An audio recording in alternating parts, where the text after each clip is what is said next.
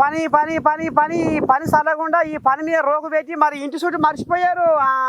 ఇల్లు ఈగల పెంట దొడ్డి దోమల పెంట చేసి రోగాలు కొని తెచ్చుకోకుర్రి. జర్ర ఒక్కసారికి ఈ భాగవతం ఏందో ఎనురి.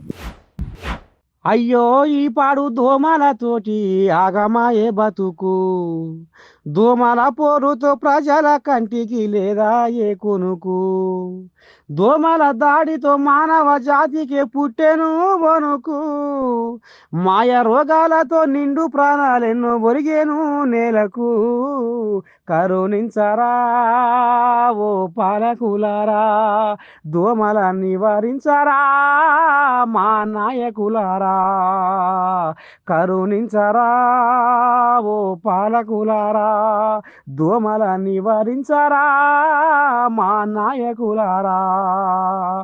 అయ్యో ఈ పాడు దోమలతోటి ఆగమాయే బతుకు, దోమల దాడితో ప్రజల కంటికి లేదా ఏ కునుకు.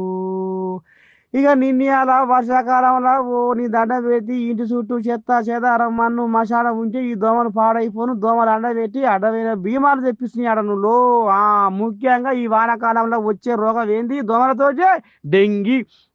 ఇక ఈ డెంగీ రోగం పాడైపోను వస్తే ఇక మరి ప్లేట్లెట్లు పడిపోయి మొత్తం ముఖం అంతా గుంజుకుపోయి మొత్తం ఏడు కాడికి కాలు చేతులు గుంజుకపోయి ఆగమాగం జగన్నాథం అవుతారు. కాబట్టి ఇప్పటికైనా ఇంటి చుట్టూ పరిశుభ్రంగా ఉంచుకోవాలి, చెత్త చెదరం లేకుండా చేసుకోవాలి.